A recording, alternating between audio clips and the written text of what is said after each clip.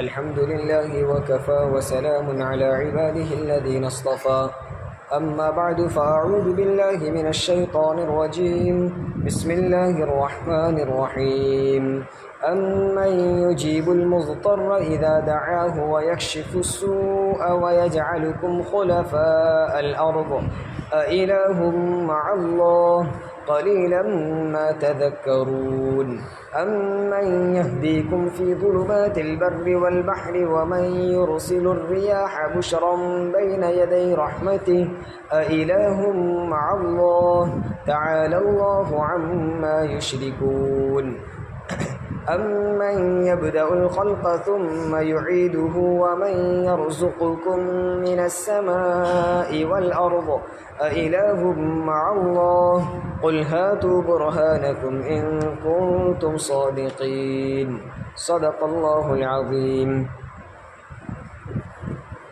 اللہ تبارک و تعالیٰ کے کچھ صفات بیان کیے گئے تھے، اور اس میں ہر صفت کو بیان کر کے اللہ رب العزت نے ایک سوال قائم کیا ہے، اِلٰہٌ مع اللہ، کیا اللہ کے ساتھ شریک کرنے کے لائق اور کوئی ذات ہے؟ اللہ کی ذات وہ ہے جس نے آسمانوں کو بنایا، زمین کو بنایا، آسمان سے پانی برسایا، پھر اس سے رونق دار باغات بنائے، اور اللہ نے فرمایا مَا كَانَ لَكُمْ أَن تُنبِتُوا شَجَرَهَا، تم اس جیسا کوئی درخت لگانے کی طاقت نہیں رکھتے تھے۔ یہ صفات اور یہ طاقت اور یہ قدرت صرف مجھ میں ہے۔ اِلٰہٌ مع اللہ، کیا اللہ کے ساتھ شریک کرنے کے لائق اب بھی تمہارے ذہن میں تمہارے پاس کوئی اور ذات ہے؟ پھر کچھ صفات بیان کیے کہ اللہ نے زمین کو ٹھہرنے کی جگہ بنایا، زمین کے درمیان میں نہریں بنا دی، زمین کو تھامے رکھنے کے لیے پہاڑ گاڑ دیے کہ زمین میں زلزلہ نہ ہو جائے، ان بیلنس نہ ہو جائے۔ اسی طرح دو سمندروں کے درمیان ایک عجیب قسم کا پردہ حائل کر دیا کہ دو الگ الگ طرح کے پانی جمع ہوتے ہیں، پھر بھی دونوں میں گھل مل نہیں جاتے، بلکہ میلوں دور تک ایک طرف میٹھا پانی اور ایک طرف نمکین پانی چلتا رہتا ہے۔ ایسے صفات کا مالک صرف اللہ ہے۔ اِلٰہٌ مع اللہ، کیا اللہ کے ساتھ شریک کرنے کے لائق اب بھی کوئی ذات تمہاری سمجھ میں آتی ہے؟ یہ صفات سننے کے بعد بھی تم اللہ کے علاوہ کسی اور کی عبادت کر سکتے ہو؟ یہ سوال کیا ہے۔ اب آج کے مجلس میں جو آیتیں پڑھی گئی ان میں بھی اس طرح کے کچھ صفات اور اللہ تعالیٰ کی قدرت کو بیان کیا ہے۔ فرمایا امن یجیب المضطر اذا دعاہ ویکشف السوء، کون وہ ذات ہے جو مضطر کی یعنی مجبور اور لاچار آدمی جب دعا کرتا ہے تو اس کی دعا کو وہ قبول کرتا ہے اور اس سے تکلیف کو، پریشانی کو ہٹا دیتا ہے۔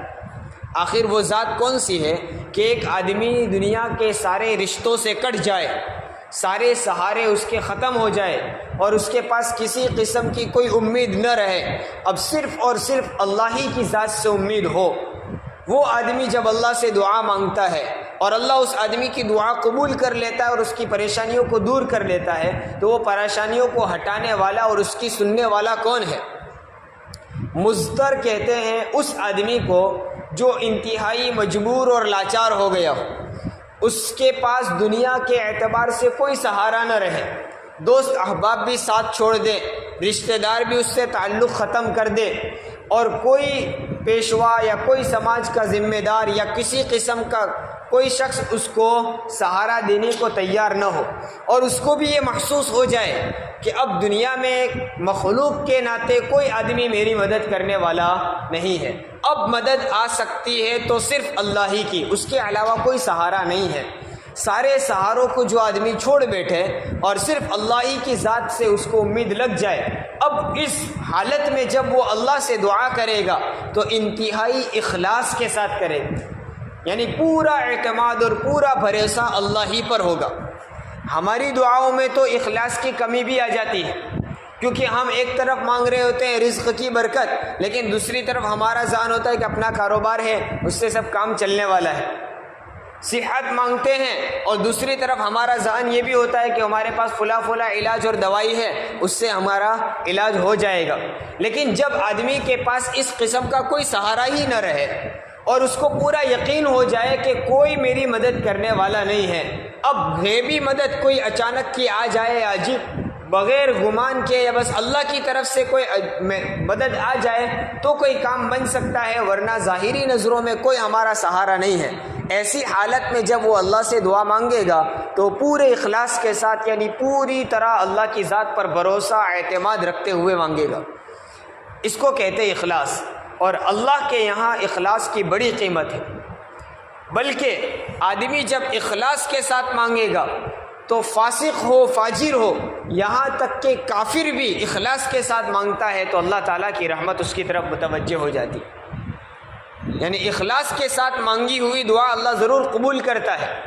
اور اللہ تعالیٰ نے اس کا تذکرہ کیا قرآن میں کہ جب یہ مشرک لوگ اللہ کو چھوڑ کر دوسری چیزوں کو معبود بنانے والے اور بتوں کی پرستش کرنے والے جب سمندر میں دور سفر میں نکل جاتے ہیں اور جب زمین سے دور ہو جائے اور وہاں پہنچنے کے بعد جب سمندر میں کوئی سیلاب آ جائے، موجیں اچھلنے لگے اور ان کی کشتی ڈاواڈول ہونے لگے، اب ان کو آس پاس کوئی سہارا نظر نہ آئے، تو ایسی حالت میں وہ خالص اللہ سے دعا مانگتے ہیں، مخلصین لہ الدین، اور پھر اللہ تعالیٰ سے دعا مانگتے ہیں۔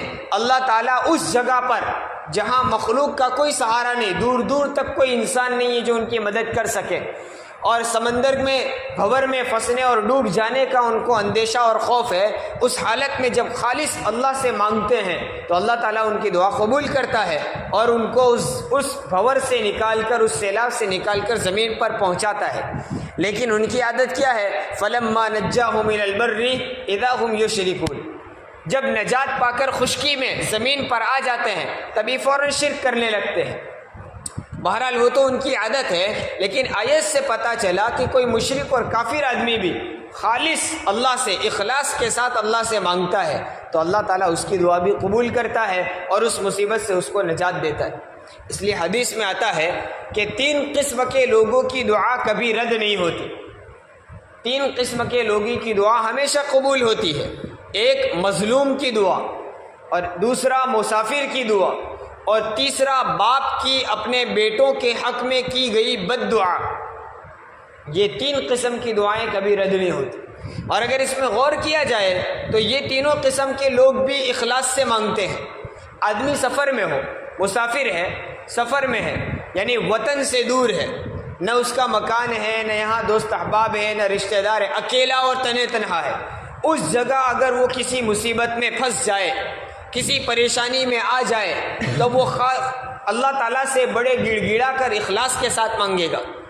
اب یہاں کسی اور کی طرف متوجہ نہیں ہوگا، وطن میں ہوگا تو کوئی بھی پریشانی آ جائے تو فوراً دوست کو فون لگا دیا، رشتہ داروں کو بلا دیا یا پڑوسیوں سے مدد لے لی، یہ ممکن ہے۔ لیکن جب مسافر ہے، کوئی اس کا سہارا نہیں، اجنبی شہر میں اجنبی ہے وہ، تو اب وہاں اللہ سے مانگے گا تو اخلاص کے ساتھ مانگے گا۔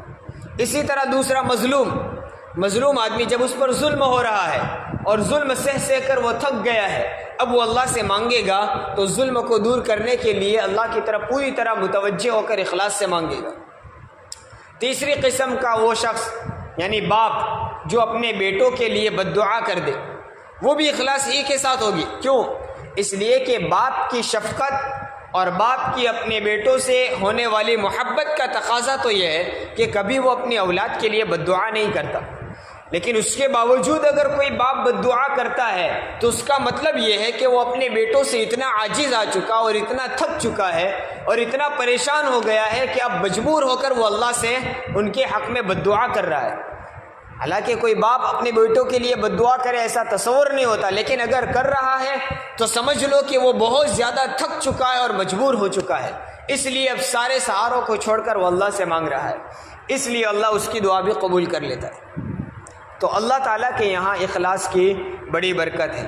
ہاں، اگر کبھی ہمیں اپنی دعا قبول ہوتے ہوئے نظر نہ آئے تو اللہ سے مایوس نہیں ہونا ہے، اس لیے کہ بسا اوقات یہ ہوتا ہے کہ دعا قبول ہو جاتی ہے لیکن اس کا ظہور بہت دیر سے ہوتا ہے، یا پھر دعا کرنے والے کو اپنے اخلاص میں اور توجہ اللہ میں غور کرنے کی ضرورت ہے۔ شاید اللہ کی طرف جس طرح کی توجہ ہونی چاہیے اور جس اخلاص سے مانگنا چاہیے اس میں کوئی کمی ہوگی۔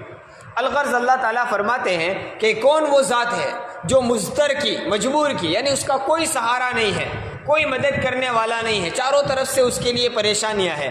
اذا دعاہ، جب وہ اللہ سے دعا کرتا ہے اور مانگتا ہے تو کیا ہوتا ہے؟ یجیب، اللہ اس کی دعا کو قبول کر لیتا ہے۔ ویکشف السوء، اور اس کی تکلیف کو، پریشانی کو، مصیبت کو، برائی کو دور کر دیتا ہے۔ وہ کون ذات ہے؟ پھر کہا وَيَجْعَلُكُمْ خُلَفَاءَ الْأَرْضِ، اور وہ کون ذات ہے جس نے تم کو زمین میں خلیفہ بنایا، اپنا نائب بنایا، اشرف المخلوقات بنایا، اور پھر ایک کے بعد ایک دوسرے کو ایک کی جگہ دوسرا اس کی جگہ لے رہا ہے اور اس کا خلیفہ بن رہا ہے۔ سالہ سال سے دنیا چل رہی ہے، لیکن ہر جانے والے آدمی کے پیچھے کوئی اس کا نائب اور خلیفہ مقرر ہو جاتا ہے اور کام کاج چل رہا ہے، سلسلہ چل رہا ہے۔ تو یہ پورا سلسلہ چلاتا کون ہے؟ اس صفات کا مالک کون ہے؟ اِلٰہٌ مع اللہ، کیا اب ان صفات کے سننے کے بعد بھی اللہ کے ساتھ شریک کرنے کے لائق اور کوئی ذات رہ جاتی ہے؟ اللہ سوال کر رہا ہے اِلٰہٌ مع اللہ قلیلا ما تذکرون، بلکہ بہت کم تم سمجھتے ہو، تم بہت کم نصیحت حاصل کرتے ہو، جس کی وجہ سے ایسے صفات کے مالک اور ایسے قدرت کے مالک کو چھوڑ کر دوسروں کی عبادت میں لگ جاتے ہو۔ پھر کہا امن یہدیکم فی ظلمات البر والبحر، اور کون ہے وہ ذات جو زمین پر اور سمندر کی تاریکیوں میں، زمین کی تاریکیوں میں یعنی جنگلات میں اور سمندر کی تاریکیوں میں تم کو راہ دکھاتا ہے، تمہاری رہنمائی کرتا ہے۔ آدمی تنے تنہا سفر میں نکل گیا ہو، جنگل میں یا سمندر میں، بہت دور دراز کے سفر میں ہو اور رات کی اندھیری اور تاریکی ہو، اب وہ راستہ بھٹک گیا، اسے راہ نہیں مل رہی، تو کیا کرے گا؟ جب تک شہر میں ہو یا دن میں ہو تو فوراً پہلے اس کا ذہن کیا کہے گا؟ آس پاس کسی سے پوچھ لو کہ بے راستہ فلاں جگہ جانے کے لیے راستہ کون سا ہے۔ دن کا وقت ہو تو بھی پوچھ لے گا، رات ہی کا ہو لیکن راستہ بھٹک جائے تو بھی پہلے اس کا ذہن کہیں گا یہاں کوئی آدمی نظر آ جائے گا تو ہم اس سے پوچھ لیتے، کہیں ہوٹل دکھائی دے یا کوئی دکان کھلی ہوئی نظر آ جائے یا کسی مکان میں کوئی آدمی بیدار نظر آئے تو اس کو پوچھ لو بھئی کون سا راستہ ہے، ہم راستہ بھول گئے ہیں، پہلا دماغ اس کا یہ کہے گا۔ آج ہمارے زمانے کے اعتبار سے کوئی آدمی نظر نہ آئے تو بھی گوگل کے ذریعے سے تلاش کر لو کون سا راستہ ہے، کیونکہ وہ پہلا اس کا ذہن اس طرف جائے گا۔ لیکن جب کوئی چیز نظر نہ آئے، اس کے پاس کوئی سہارا نہ ہو، کوئی وسیلہ نہ ہو اور کوئی آدمی بھی راستہ دکھلانے والا نہ ہو تو کیا کرے گا؟ اب دماغ پر بوجھ ڈالے گا، میں کس طرف سے چلا تھا، کون سی سمت اور دشا میں ہم نکلے تھے، اب وہ کون سی دشا میں ہماری منزل ہو سکتی ہے، پوری طرح اپنے ذہن پر بوجھ ڈال کر وہ اپنا راستہ اور منزل تلاش کر لے گا۔ اللہ تعالیٰ فرماتے جب اس کے پاس کوئی سہارا نہیں ہوتا، سمندر کی تاریکی میں اور جنگل میں اور زمین کی کسی تاریکی میں وہ راہ بھٹک جاتا ہے تو آخر اس کو راہ سجاتا کون ہے؟ جب وسائل نہ ہونے کے باوجود وہ اپنی منزلیں تلاش کر لیتا ہے تو اس کے ذہن میں وہ خیالات ڈالنے والا اور اس کو راستہ سجانے والا کون ہے؟ پھر کہا وَمَن يُرْسِلُ الرِّيَاحَ بُشْرًا بَيْنَ يَدَيْ رَحْمَتِهِ، اور کون وہ ذات ہے جو اپنی رحمت کے بھیجنے سے پہلے یعنی بارش کے برسانے سے پہلے اس قسم کی ٹھنڈی ہوائیں چلاتا ہے جو ہوائیں خود انسان کو پتہ دیتی ہیں کہ بارش برسنے والی ہے۔ تو بارش کی خوشخبری لانے والی بارش برسنے سے پہلے ہوائیں وہ کون چلاتا ہے؟ حالانکہ ہوا 24 گھنٹے چلتی ہے، ایک سیکنڈ کے لیے بھی اگر ہوا بند ہو جائے تو انسان ختم ہو جائے، سانسیں ہماری اس سے چلتی ہے، لیکن ہوا میں بھی الگ الگ قسم ہے۔ گرمی کی موسم میں چلنے والی ہوائیں الگ ہے، بارش برسنے سے پہلے چلنے والی ٹھنڈی ہوائیں ہیں، وہ بھی ٹھنڈی، لیکن ٹھنڈی کے موسم میں بھی ٹھنڈی ہوائیں چلتی ہیں۔ اس کے باوجود ٹھنڈی کے موسم میں چلنے والی ہواؤں کو ہم محسوس کر کے کبھی ہمارا ذہن یہ نہیں جاتا کہ ابھی بارش آنے والی ہے، حالانکہ وہ بھی ٹھنڈی ہے، بارش سے پہلے آنے والی ہوا بھی ٹھنڈی ہے، لیکن اللہ تعالیٰ نے انسان کے اندر محسوس کرنے کی وہ طاقت رکھ دی کہ اس ہوا کو محسوس کر کے آدمی سمجھ جاتا ہے بارش ہونے والی ہے، حالانکہ وہ بھی ٹھنڈی ہے، اور ٹھنڈی کے موسم میں بھی ہوائیں ٹھنڈی چلتی ہے، لیکن اس وقت کوئی آدمی یوں نہیں کہتا کہ ٹھنڈی ہوائیں آ رہی ہے شاید بارش آنے والی ہے۔ تو وہ اللہ تعالیٰ نے ہوا کے اندر وہ تاثیر رکھ دی، وہ ہوائیں خوشخبری دیتی ہے۔ اللہ فرماتا ہے بارش کے برسنے سے پہلے یہ خوشخبری دینے والی ہوائیں کون چلاتے ہیں؟ اِلٰہٌ مع اللہ، کیا اللہ کے علاوہ کوئی اور طاقت ہے جو اس طرح کے صفات اور قدرت پر قادر ہو؟ اگر ہے تو بتاؤ، اگر نہیں ہے تو پھر کیا اللہ کے ساتھ شریک کرنے کے لائق اور کوئی ذات ہو سکتی ہے؟ تعالی اللہ عما یشرکون، اور کوئی ذات تو کیا ہو بلکہ جن چیزوں کو تم اور جن بتوں کو یا جن مخلوقات کو، جن انسانوں کو اللہ کے ساتھ تم شریک کرتے ہو، ان کے مقابلے میں اللہ تعالیٰ کی ذات تو بہت بلند و بالا ہے۔ تعالی اللہ، بلند رتبہ رکھ دی ہے۔ اور اگر سوچو تو جن کی تم عبادت کرتے ہو، اللہ کو چھوڑ کر جن غیر اللہ کی عبادت تم کرتے ہو، ان میں اور اللہ تعالیٰ کی ذات میں زمین و آسمان کا فاصلہ تم کو نظر آئے گا، کیونکہ اللہ تو ان صفات کا مالک ہے جو یہاں بیان کیے گئے۔ ان صفات کا ایک ذرہ بھی ان بتوں میں، ان مورتیوں میں یا ان مخلوقات میں جن کی تم عبادت کرتے ہو، جن کو تم اپنا مشکل کشا یا حاجت روا سمجھتے ہو، ان میں ایک ذرہ بھی نہیں ہے، اس کا کوئی اثر نہیں ہے۔ وہ تو خود اپنی ذات کے محتاج ہے، ان پر کوئی مصیبت آ جائے تو ان کو دوسروں کا سہارا لینا پڑتا ہے، اور وہ خود اللہ کے سامنے ہاتھ اٹھا کر مانگتے ہیں۔ وہ خود مجبور اور لاچار ہے، اور خود ان پر بیماری آ جائے تو انہیں علاج کرنا پڑتا ہے، محنت مشقت کرنی پڑتی ہے۔ اور یہ تو وہ ہے کہ جب ان پر موت آ جائے تو وہ موت سے بھی نہیں بچ سکتے۔ جب خود اپنی زندگی کی وہ حفاظت نہ کر سکے تو وہ تم کو اولاد کہاں دیکھ سکیں گے؟ وہ تمہاری زندگی کیسے بچائیں گے؟ معلوم یہ ہوا اولاد دینے والا، رزق دینے والا، مصیبتوں سے بچانے والا، نفع دینے والا، نقصان دینے والا، نقصان سے بچانے والا، ہر چیز کا مالک اللہ ہے۔ مانگنا اسی سے چاہیے، عبادت صرف اسی کی کرنی چاہیے۔ تعالی اللہ عما یشرکون امن یبدأ الخلق ثم یعید۔ اور کون وہ ذات ہے جو پہلی مرتبہ پیدا کرتا ہے، ابتدا کرتا ہے؟ یبدأ الخلق، جب تمہارا کوئی نام و نشان نہیں تھا، تمہارا کوئی وجود نہیں تھا دنیا میں، پھر بھی اللہ تعالیٰ نے حسین خلقت میں تم کو پیدا کر دیا۔ اور کس سے پیدا کیا؟ ایک ناپاک قطرے سے پیدا کیا، مرحلہ در مرحلہ اس کو گزارا، الگ الگ اسٹیپ سے اس کو گزارا۔ وہ ناپاک قطرہ کبھی جمع ہوا خون بنا، کبھی پھر وہ ہڈیاں بنی اور گوشت کا لوتھڑا بنا، اس پر ہڈیاں چڑھی، اور اللہ تعالیٰ نے حسین خلقت میں پیدا کر دیا۔ اور اللہ نے قسمیں کھا کھا کر فرمایا وَلَقَدْ خَلَقْنَا الْإِنسَانَ فِي أَحْسَنِ تَقْوِيمٍ، بہترین شکل و صورت میں ہم نے انسان کو پیدا کیا۔ حالانکہ اس کی ابتدا کیا تھی کہ اگر بدن پر لگ جائے، کپڑے پر لگ جائے تو خود اس کے ماں باپ اس سے نفرت کرتے تھے، وہ ناپاک قطرہ تھا۔ لیکن جب اللہ نے حسین خلقت میں ڈالا اور انوکھے انداز میں پیدا کیا تو وہ کون ذات ہے جو ایسا کام کر رہی ہے؟ آج کل کے سائنسدانوں نے کیا بھی تو نقل اتاری ہے۔ حقیقت میں آج تک سائنسدانوں کے اتنے غلغلے کے باوجود اور سائنس کی اتنی ترقی کے باوجود آج تک کوئی شخص انسان پیدا نہیں کر سکا۔ ہاں، محنت کی اور نقل اتارنے کی کوشش کی تو روبوٹ بنا دیا، لیکن وہ انسان کی طاقت اور وہ انسان والے صفات اور عقل و شعور اور سمجھ بوجھ وہ روبوٹ میں بھی نہیں ہے۔ آدمی تو میں تو عقل ہے، سمجھ بوجھ ہے، اس لیے ہر آدمی کیا کرتا ہے، سامنے والے سے جب کسی سے بات کر رہا ہو تو اس کے طور و طریق اور اس کے مزاج کی رعایت کرتے ہوئے بات کرنے کا سلیقہ اللہ نے انسان کو دیا ہے۔ ایک تاجر آدمی ہے، اس کی دکان پر کوئی گراہک آئے گا تو وہ دیکھے گا آنے والا آدمی کیسا ہے۔ کوئی مالدار آدمی ہوگا تو اس کو اس لائن کی باتیں کرے گا، تم کو فلاں چیز مفید ہے، تمہارے لیے یہ چیز ہے، اور اپنی مختلف پروڈکٹ اس کو بتائے گا کہ آدمی خرید لے۔ کوئی غریب آدمی، اس کو معلوم ہے مہنگی چیز خریدنے والا ہی نہیں ہے، یقین ہے، تو اس کے مناسب اس کو وہ چیزیں بتائے گا، اور اپنے مائنڈ سے، اپنے شعور سے، سمجھ سے اور اپنی عقل سے وہ اپنا کاروبار کر رہا ہے۔ اسی کاؤنٹر پر اگر روبوٹ کو بٹھا دیا جائے تو آنے والے ہر گراہک کو وہ ایک ہی ریکارڈ کیا ہوا جواب بتائے گا۔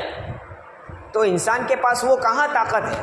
اور آدمی بولتا ہے، سوچتا ہے کہاں سے؟ بھئی دماغ تو ایک قسم کا گوشت کا لوتھڑا انسان کو اندر اللہ تعالیٰ نے ڈال دیا ہے، لیکن اس کے اندر سمجھ بوجھ اللہ نے رکھی ہے، وہ عقل اور شعور رکھا ہے۔ تو وہ کون ذات ہے جو پیدا کرتا ہے؟ امن یبدأ الخلق، پہلی مرتبہ پیدا کرتا ہے، ثم یعیدہ، پھر اس کو دوبارہ پیدا کرے گا۔